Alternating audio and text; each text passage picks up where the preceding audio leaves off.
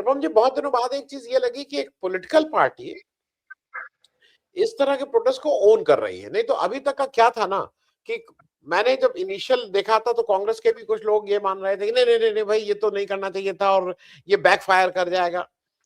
मुझे लगता है कि इस देश की जो सबसे बड़ी दिक्कत हो गई है कि हम प्रोटेस्ट करना भूल गए हैं। हम सारी गलत सही चीजों को चुपचाप सहना जो हमारी एक एक आदत बन गई है, उसमें मैंने इसीलिए इसको कहा कि एक अच्छी पहल, और मुझे तो ये लगा कि नहीं, ये एक अच्छी पहल है। और कांग्रेस में पहली बार कि अच्छा लगा कि उनके साथ खड़ी है कांग्रेस। भाई तुमने किया, ठीक किया। इस देश में ये दुर्गति नहीं होती अगर नोटबंदी के समय ये देश खड़ा हो गया होता, अगर थाली बजाने के समय ये देश खड़ा हो गया होता, अगर ताली, मतलब इस तरह के काम इस देश में तरह तरह के हुए हैं और हम चुपचाप सुनते रहे हैं, हम कुछ नहीं बोले हैं। इस देश की शहादत, 700 से ज्यादा किसान शहीद हुए अपने एक बहुत ही शांतिपूर्वक प्रदर्शन से, जो दुनिया में अपनी तरह का अनोखा प्रदर्शन था। और आप कह रहे हैं कि देश की छवि इससे हो जाती है। अनुपम जी, मैं आपसे इसलिए, क्योंकि आप युवा हैं, हल्ला बोल को भी आप रिप्रेजेंट करते हैं, उन बच्चों का वो है। आदमी कैसे प्रोटेस्ट करे भाई? आप ये कहिए कि नहीं नहीं, यहाँ से तो छवि खराब हो गई, आप उनसे बोलेंगे तो ये खराब होगा। मैं इस पूरे प्रोटेस्ट को लार्जर कंटेक्स्ट में, और अगर आप चाहें तो जो एआई वाला जो तमाशा हो रहा है, मैंने कल सैम पित्रोदा जी से बात की थी, उनका बहुत स्पष्ट दो चीजें, और मैं इसको इसलिए कह दूं कि उस पर एक छोटी टिप्पणी लूंगा। उन्होंने कहा 2 लाख आदमियों को बुला के आप एआई समिट नहीं करते हैं।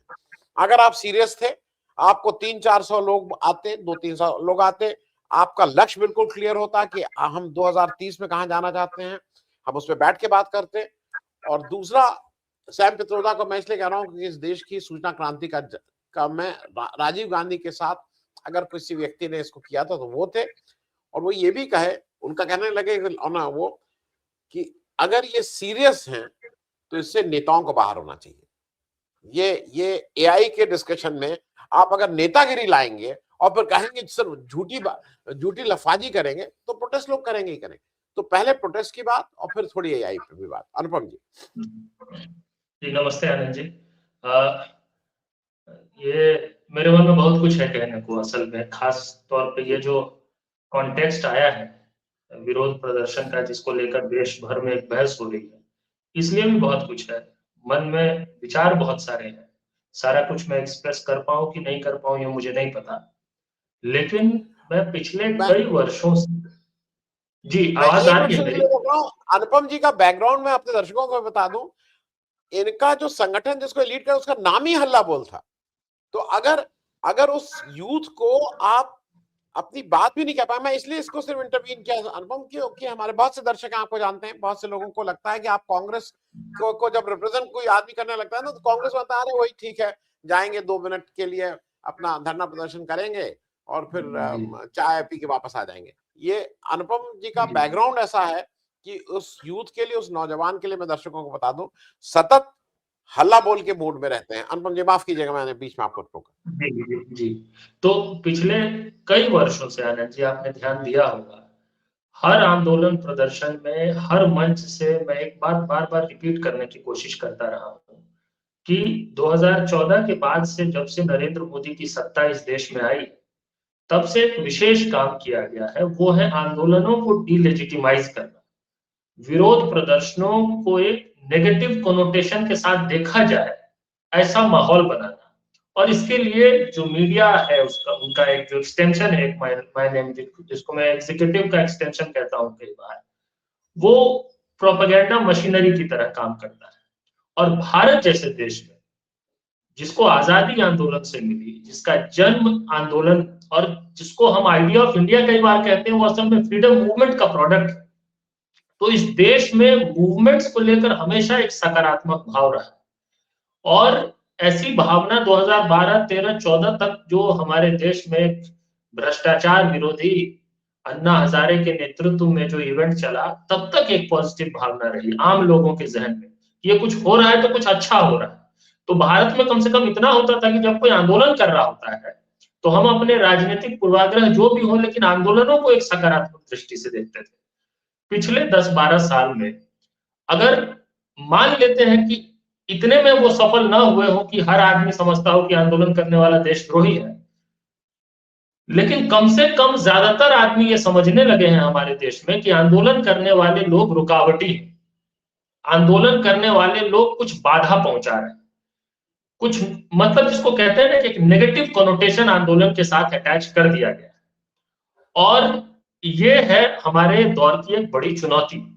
इस चुनौती में जब राजनीतिक पार्टियां कहती हैं या नहीं भी कहती हैं, लेकिन अपने एक्शंस के जरिए ये जता देती हैं कि आंदोलन करना हमारा काम नहीं है, हम तो पॉलिटिकल पार्टी हैं, हम तो इलेक्शन लड़ रहे हैं, और आंदोलन करना एक अलग जॉनर के लोगों का काम है, वो काम ही अलग किस्म का है। तो इसका प्रोडक्ट ये हुआ है पिछले कुछ वर्षों में हमारे देश में कि जो लोग आंदोलन करते हैं वो पॉलिटिकल पार्टी के लोगों को दूर करते हैं सबसे पहले। आमतौर पे जैसे हम जैसे लोगों ने भी कई सालों से कई आंदोलन किए, तो हमारी एक बड़ी चिंता रहती थी कि राजनीतिक दलों को दूर रखो, क्योंकि एक इस तरह का, क्योंकि आप तुरंत समझा नहीं सकते लोगों को नहीं ये नॉन पार्टीसन, ये ठीक है सत्ता विरोधी तो है लेकिन किसी दल के बिहेस्ट पे नहीं हो रहा है। और पॉलिटिकल पार्टियों में भी एक अनसेड अंडरस्टैंडिंग, टैसिट अंडरस्टैंडिंग बन गया कि आंदोलन करना तो आंदोलन वालों का काम है। तो ये जो आपने शुरुआत यहां से की थी कि आपको देखकर खुशी हुई कि कांग्रेस पार्टी ने ओन अप किया है, ये मुझे भी इस बात को लेकर खुशी है। मैं चाहता हूं कि ये परिवर्तन धीरे धीरे आए। अब तो हम जैसे लोग पार्टी में आ रहे हैं, जो बाहर से भी पार्टी को देखते थे, पार्टी की आलोचना भी करते रहे हैं, पार्टी के अंदर आके भी पार्टी की जो खामियां है उसकी आलोचना करते हैं, और पार्टी के अंदर होते हुए भी फिर बाहर देखने की कोशिश करते हैं। तो वो जो दूरी पाटने का काम है आंदोलन और दल के बीच में, वो होना बहुत जरूरी है। उसमें कांग्रेस पार्टी के मन में इस वक्त कोई कंफ्यूजन नहीं। एक तो जनरल बात जो मैं पहले कहना चाहता था, दूसरी बात स्पेसिफिकली एआई समिट में जो जो विरोध प्रदर्शन हुआ उसको लेकर बात। देखिए हम सब ने देखा कि वहां क्या हुआ है।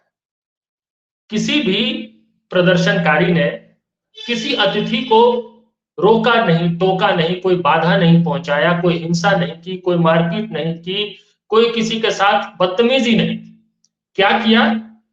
एक एआई समिट में पहुंचे और स्लोगन लगाया, पीएम इज कॉम्प्रोमाइज्ड। अब आप समझिए, अगर मैं मान लेते हैं, एक बार को फर्ज करते हैं कि अगर हम आप जैसे लोग भारतीय नहीं होते, बाहर से आते इस समिट को देखने के लिए, ठीक है ना, तो हम देखते जब कि इस समिट में एक गलगोटिया यूनिवर्सिटी का एक प्रोडक्ट, चीन के प्रोडक्ट को भारतीय बनाकर पेश किया जा रहा है, वहां हम राय बनाते कि ये एआई समिट में बुला लिया हमको और ये चीन के प्रोडक्ट को अपना बता रहे हैं, वहां अपमान होता देश का। लेकिन जब हम देखते कि दुनिया के सबसे बड़े लोकतंत्र में, इस कार्यक्रम में भी यहाँ के नागरिकों को यह स्वतंत्रता है कि वो प्रधानमंत्री का विरोध कर रहे हैं शांतिपूर्ण ढंग से, जो कि दुनिया के ज्यादातर इवॉल्व डेमोक्रेसी में होता है। जब हम विरोध प्रदर्शन करते हैं तो जो भी विरोध प्रदर्शन करता है उसकी ये इच्छा होती है कि उसकी बात ज्यादा दूर तक जाए। क्रिकेट स्टेडियम में क्रिकेट मैच के दौरान विरोध प्रदर्शन होता है, ऑस्कर सेरेमनी में जिसको अवार्ड मिल रहा होता है वो वहां पे विरोध प्रदर्शन, जो पुरस्कार ले रहा होता है वो करता है। कोई भी मंच जो हमारी बात को ज्यादा दूर तक पहुंचा सकता है, वो मंच हमेशा अपनी बात कहने वाले लोगों को आकर्षित करेगा। तो जब तक हम विरोध को शांतिपूर्ण रख रहे हैं, लोकतांत्रिक रख रहे हैं, और हम उसमें कोई ऐसी बात नहीं कह रहे हैं कि एआई समिट भारत में नहीं होना चाहिए, हम कोई ऐसी बात नहीं, हम अब दिक्कत क्या है समझिए, इसमें प्रॉब्लम क्या है। ये सही बात है कि प्रधानमंत्री की छवि धूमिल होती है, ये जो प्रदर्शन हुआ इससे प्रधानमंत्री की छवि धूमिल हुई है, ठीक बात है, मैं मानता हूं हुई है। प्रॉब्लम यह है कि जिन लोगों के देखने के नजरिए में, जाने या अनजाने में, मैं अनजाने भी बोल रहा हूं, बहुत लोगों के मन में अनजाने में प्रोपेगेंडा का असर होता है।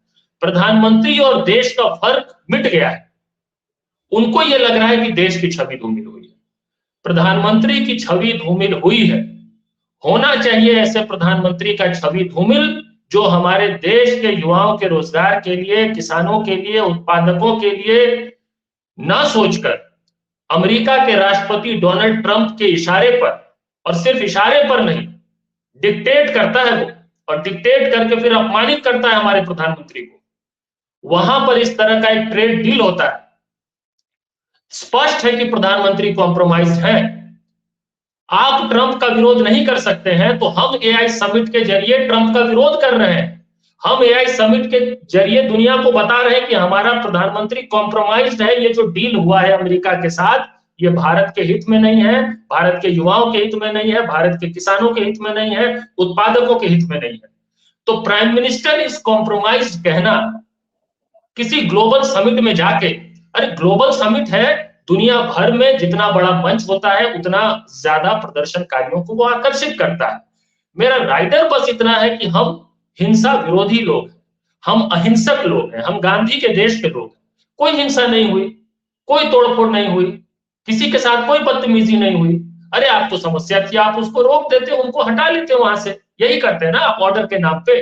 आप इसको ऐसे कैसे कह सकते हैं कि अगर लोग दुनिया के सबसे बड़े लोकतंत्र में किसी ने लोकतांत्रिक ढंग से प्रधानमंत्री का विरोध कर दिया किसी कार्यक्रम में जाके, तो इतना बड़ा पाप कैसे हो गया, ये देशद्रोह कैसे हो गया? ये इतनी सिंपल सी बात लोगों को क्यों नहीं समझ में आ रही है?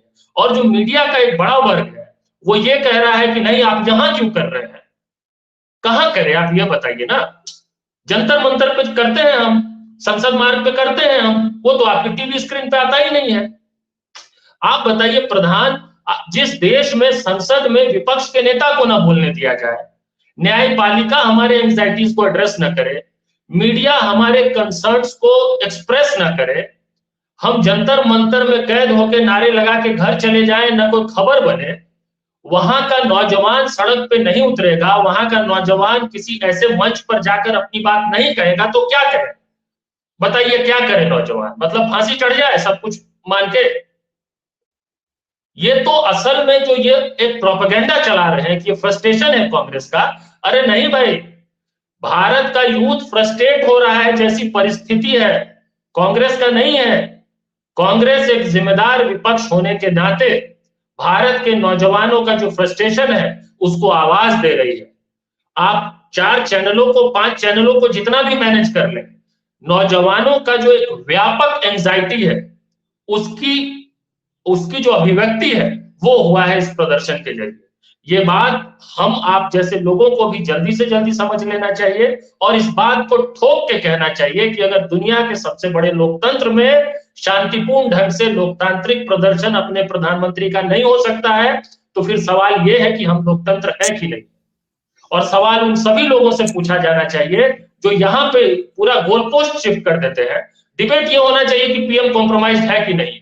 अगर कल के प्रदर्शन पे लाइमलाइट गया है तो जो प्राइम टाइम डिबेट होना चाहिए था वो ये कि आप साबित करिए कि पीएम कैसे कॉम्प्रोमाइज है। ये सवाल पूछा जाना चाहिए था आपसे, ये सवाल नहीं पूछा जाना चाहिए। तो वही बात हो गई कि भाई किसी की आपने लिंचिंग कर दी, तो डिबेट ये नहीं हो रहा है कि लिंचिंग सही है कि गलत है, डिबेट ये हो रहा है कि फ्रिज में बीफ था कि नहीं था। ये तो वही बात है ना। तो इस माहौल में, इस परिस्थिति में मेरा स्पष्ट मानना है कि जो युवाओं ने वो इंडियन यूथ कांग्रेस से जुड़े हुए हैं, सही बात है जुड़े हुए हैं, कांग्रेस पार्टी पूरी तरह से बैक कर रही है, कोई सवाल ही नहीं है बैक नहीं करने का। ये देखिए ये एक इंटरनल स्ट्रेटेजिक क्वेश्चन हो सकता है कि टाइमिंग क्या हो, ये आंतरिक मामला है। हम जैसे मान लीजिए मैं एक संगठन का सदस्य हूं, तो हम सोचेंगे कि कोई प्रदर्शन कर रहे हैं तो इस वक्त करे, उस वक्त ना करे, अभी करे ना करे। मुझसे कोई व्यक्तिगत रूप से पूछता तो ये ऑलरेडी इतना डिफेंसिव है प्रधानमंत्री, ये गलगोटिया से लेकर ये सॉम आइल्डरमैन जो है हाथ नहीं उठा रहे हैं, जबरदस्ती लेकर लोगों का हाथ उठा देते हैं, तमाशा करने लग जाते हैं। जो आप सैम पिट्रोदा ने कहा कि आपको एआई का सबमिट करना था, तो लाखों लोगों को बुला के थोड़े ना, ये प्रगति मैदान में पुस्तक मेला थोड़े हो रहा है, एआई सबमिट है भाई। तो इन मामलों को लेकर और जिस तरह का मिसमैनेजमेंट है, जिस तरह का दिल्ली एनसीआर में, मैं तो अभी बिहार आ गया हूं, मैं अभी परसों था दिल्ली में, कितनी बुरी हालत थी ट्रैफिक की। ये जो मिसमैनेजमेंट है, इनसे कोई कार्यक्रम ढंग से नहीं होता है, इस कारण से तो ये पहले से ही डिफेंसिव थे। मैं तो ये कह रहा हूं कि ये प्रदर्शन नहीं भी होता तो भी इनकी हालत खराब थी। तो ये एक इंटरनल क्वेश्चन हो सकता है कि वो पॉलिटिकल क्वेश्चन वो संगठन के अंदर का कि कब करे ना करे। लेकिन ये सवाल कैसे हो सकता है कि आप किसी ग्लोबल मंच पे अगर हमारे देश के नौजवान अपने प्रधानमंत्री के प्रति विरोध व्यक्त करना चाहते हैं, शांतिपूर्ण ढंग से करना चाहते हैं, कोई बैनर दिखाना चाहते हैं, वो अगर काम कर रहे हैं तो ये देश विरोधी कैसे हो गया, प्रधानमंत्री देश कैसे हो गया?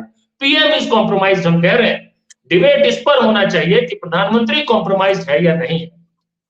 हम इंडिया के खिलाफ तो कोई बात ही नहीं कर रहे। इंडिया के खिलाफ वो सब लोग हैं जो हर तरह के मुद्दों को दबा रहे हैं। लीडर ऑफ ऑपोजिशन को जान से मारने की धमकी एक ऐसा आदमी देता है जो लोकसभा अध्यक्ष के करीबी आदमी है। लोकसभा अध्यक्ष जो है ओम बिरला जी भोजन कर रहे हैं तो उनके बगल में खड़ा है, इतनी आत्मीयता है उस व्यक्ति के साथ उनकी।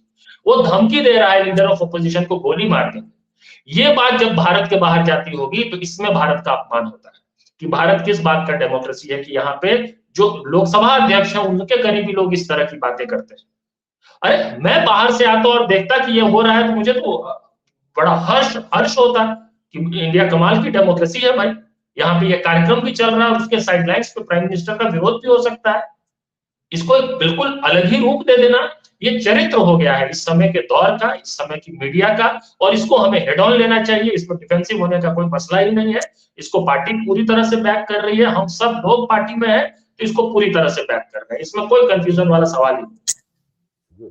प्रफुल्ल जी, अगर आप इजाजत हो तो अनुपम जी से एक सवाल और लेके उनको छोड़ दूं मैं जरा, उनका एक कहीं ये धरना प्रदर्शन इनका भी है, वो धरना प्रदर्शन गड़बड़ छोड़ दूं मैं। बिल्कुल दो चीजें ले लूं, क्योंकि आपने वो बात उठा दी कि राहुल गांधी को एक लफंगा, मैं लफंगा शब्द यूज कर रहा हूं, आप शायद नहीं यूज किए, एक लफंगा इस देश में खुलेआम ये कहता है कि उसके तुम्हें गोली मार देंगे, और उसके बाद वो उसकी दर्शन में बताता है क्यों कह रहा है।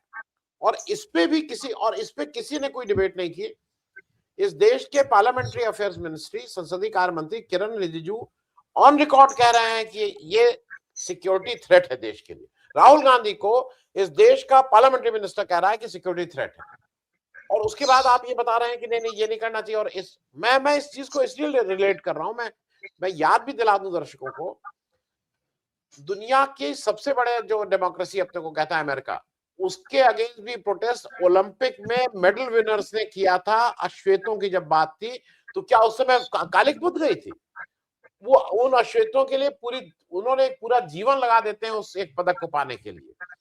उनको ये डर था कि वो पदक जा सकता है, लेकिन अगर वो मौका है और अगर उससे दुनिया तक अपनी बात पहुंचा रहे हैं तो क्यों नहीं। और जो आपने बात कही, मैं अभी ट्रम्प की बात में नहीं, मैं एक चीज और आपसे टिप्पणी चाहूंगा। प्रदर्शन हर जगह होते हैं, आंदोलन हर जगह होते हैं। अन्ना आंदोलन अब ये बिल्कुल फैक्ट हो गया है, जिस वजह से हुआ था वो वजह बिल्कुल जायज थी, इसमें कहीं कोई दो राय नहीं। लेकिन अन्ना आंदोलन जिस तरह का षड्यंत्र हुआ था, जिसमें अब तो स्पष्ट है कि उस षड्यंत्र को करने वाले हमारे डोवाल साहब विवेकानंद फाउंडेशन के द्वारा रचित और कूट रचित वो हुआ था, जिसपे आईबी ने 2012 में इस पे काम भी करना शुरू किया था। ये सारे लोगों को उन्होंने षड्यंत्र रचा था। तो मैं सिर्फ बात इतनी कह रहा हूँ, वो प्रोटेस्ट बिल्कुल जायज था, लेकिन क्या इसमें कहीं कोई इस तरह का आपको लग रहा है कि नहीं उन्होंने ये कर दिया, इसको देख के उन्होंने उसको भगा दिया, कि अगर यहाँ आओगे तो ये नहीं करने देंगे? मैं थोड़ा किरण रिजिजू की जो सिक्योरिटी थ्रेट की बात, क्योंकि प्रधानमंत्री जी कुछ कहें, आपका एक मंत्री अगर कह रहा है कि वो सिक्योरिटी थ्रेट है, तो आप पीएम कॉम्प्रोमाइज कैसे नहीं बोला जाएगा? नहीं आनंद जी, मेरा मानना है कि देखिए ये दुर्भाग्यपूर्ण बात यह है कि इस वक्त जो भाजपा की राजनीति है, विशेष तौर पर नरेंद्र मोदी के नेतृत्व में जो भाजपा की राजनीति हमने देखा है, ये नफरत और जहर की खेती के आधार पर ही हो रही है। और मेरा मानना है कि दो तरीके होते हैं आमतौर पे लोगों का समर्थन लेने का या लोगों का वोट लेने का। सीधे तौर पे अगर या तो आप सकारात्मक उम्मीद पैदा करते हैं या नकारात्मक भय पैदा करते हैं।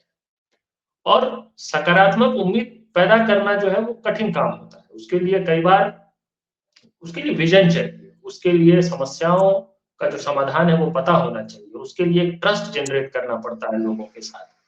वो कठिन काम है जो हमारे देश में गांधी ने, जेपी ने, अलग अलग बड़े बड़े नेताओं ने अलग अलग मौके पर किया, सकारात्मक उम्मीद पैदा करने की कोशिश। जो दूसरा तरीका, अगर आप होप जनरेट नहीं कर सकते हैं तो आपको फियर जनरेट करके ही लोगों को मोबिलाइज करना पड़ेगा। और फियर जनरेट करने का तरीका ही यही है कि वो आएगा, आपके घर में घुस जाएगा, आपकी बहन बच्चियों को लेकर भाग जाएगा, मंगलसूत्र छीन लेगा। ये देखिए, ये जो लड़ रहे हैं, ये सिक्योरिटी थ्रेट, मतलब लीडर ऑफ अपोजिशन को ही देश के लिए थ्रेट बता दीजिए, मतलब जिसका कोई सिर पैर ना हो। लेकिन क्योंकि एक पूरा पोस्ट ट्रुथ एज है, एक अजीब तरह का सोशल मीडिया का दौर है और मीडिया पे एक अलग तरह का नियंत्रण है, कॉर्पोरेट कंट्रोल है, और जो फीड कर रहा है इनकी राजनीति को एक ढंग से, उसके जरिए ये कुछ भी समझा पाने में कामयाब हो जाते हैं। कई बार एब्सर्ड से एब्सर्ड बात कह देते हैं। मतलब लोकसभा में ये कह देते हैं कि प्रधानमंत्री इसलिए नहीं आए क्योंकि उनको खतरा था विपक्ष के सांसदों से। अब बताइए, ये आए थे ये बोलते हुए कि हिंदू खतरे में है, और ये जितना चुनाव जीतते जा रहे हैं उतना ज्यादा खतरा बढ़ता जा रहा है। और खतरा यहां तक बढ़ गया कि हिंदू खतरे में होते होते अब प्रधानमंत्री खुद खतरे में आ गए हैं। और कहां पे खतरे में आए हैं, तो लोकसभा के अंदर खतरे में आ गए हैं। इसी से लोगों को समझ जाना चाहिए कि हम किस ट्रैक पे जा रहे हैं। अगर था भी हिंदू खतरे में 2014 में, तो खतरा तो बढ़ता जा रहा है भाई। 2019 के चुनाव से पहले तो और ज्यादा बढ़ गया। हर चुनाव से पहले लगता है कि खतरा और बड़ा हो गया है। और अब खतरा इस स्केल का हो गया है कि प्रधानमंत्री को खतरा है, और प्रधानमंत्री को सदन के अंदर खतरा है। अब बताइए, जिस देश के प्रधानमंत्री को अपने सदन के अंदर ही खतरा हो, उसको तो इसी नाम पे इस्तीफा दे देना चाहिए भाई। आपको कौन बचाएगा जब आपको लगता है कि आपको संसद में ही आपको खतरा है। तो अब आप फेस नहीं कर सकते थे उस सवाल पे, नरवणे के क्वेश्चन पे, चीन के साथ जो एक ढंग का कॉम्प्रोमाइज किया है इन्होंने, उसको फेस नहीं करना चाहते थे तो आप भाग गए। जब भाग गए तो देश भर में माहौल बना कि भाई तो आप सवालों से भाग गए। अब आपको उसको जवाब देना था कि क्यों भागे हैं, तो भागे इसलिए क्योंकि हमको खतरा था। तो ये दौर ही ऐसा है कि मतलब इतना एब्सर्ड से एब्सर्ड बात कह दिया जाता है, कुछ भी कह दिया जाता है, और उसको प्रचारित किया जाता है, प्रसारित किया जाता है। और हमको लगता है कि क्योंकि इनके पास और कोई तरीका ही नहीं है, मतलब लोगों को लामबंद करने के लिए कोई और तरीका नहीं, क्या बोल के करेंगे। कोई पॉजिटिव होप कुछ कह ही नहीं सकते ना, सिवाय टारगेट देने के। टारगेट तो देते रहते हैं। मतलब 14 में आए तो बोला कि इनको आपने 60 साल दिया है, हमको 60 महीना दीजिए। 60 महीना तो 19 में खत्म हो गया। 19 में बोला कि सब चीज 2022 में होगा, जो कुछ भी होना था, क्योंकि 75 साल आजादी का 2022 में हो रहा है। जैसे ही 22-23 आया तो उससे पहले कह दिया कि अब सारा चीज 2047 में होगा। तो ये तो इनका टारगेट, नया नया टारगेट देते हैं और नया नया जुमला देते हैं। अब वो क्लिक कर नहीं रहा है। 2047 के भरोसे तो पब्लिक बैठे नहीं रहेगी। तो 2000 से इनको उम्मीद ये है कि लोगों को ये बताते रहो कि कभी ये खतरा, कभी वो खतरा, कभी कांग्रेस खतरा, कभी राहुल गांधी खतरा, कभी कांग्रेस के सांसद खतरा, कभी यूथ कांग्रेस के लोग खतरा। तो ये खतरा खतरा खतरा खतरा खतरा बोलते रहिए दिन भर। ये खतरा खतरा करके इनकी राजनीति चल रही है। अब इसको इसको लोग जो है सो अब देख पा रहे हैं। कहते हैं ना, people can see through this. तो हम लोगों को कम से कम जो है, क्योंकि लोग देख पा रहे हैं। मैं देखिए, मैं अभी भी एक गांव में हूँ, और मैं मानता हूं कई बार कि यूपी बिहार के गांव में जो बात होती है, चर्चा होती है, वो पब्लिक मूड होता है। पब्लिक मूड वो नहीं होता है जो ट्विटर पे चल रहा हो या जो दिल्ली और मुंबई में चल रहा हो। तो हमारे गांव में जो चल रहा होता है, और हम लोगों के गांव में, हम लोगों के प्रदेश के गांव में जो बात चल रही है, इन प्रदर्शनों को लेकर भी लोग कह रहे हैं, आम लोग जो विपक्ष के या कांग्रेस के समर्थक नहीं, वो कह रहे हैं कि अरे चले गए, विरोध कर दिए तो क्या हो गया। लोग को समझ में आ रहा है अब ये कि ये कोई देश का विरोध नहीं कर रहे हैं। कर दिया, ज्यादा से ज्यादा लोगों को लग रहा है, उत्साहित लोग हैं, कर दिया। इससे भी ज्यादा लोगों को लग रहा है कि नहीं ठीक है, नहीं करना चाहिए था ऐसे कार्यक्रम में जाके। अब लोगों को ये बात बाइन लोग नहीं कर रहे हैं कि जो भी ऐसे कार्यक्रमों में प्रधानमंत्री का विरोध कर रहे हैं, वो कोई देश का विरोध कर रहे हैं, देश का नुकसान पहुंचा रहे हैं। वो एक सीमित वर्ग है, मीडिया का वर्ग, जिसमें ये चल रहा है, उसी में ढोल पीटा जा रहा है। उसका शिकार हम लोगों को नहीं होना है, क्योंकि आम लोग अब उसका शिकार नहीं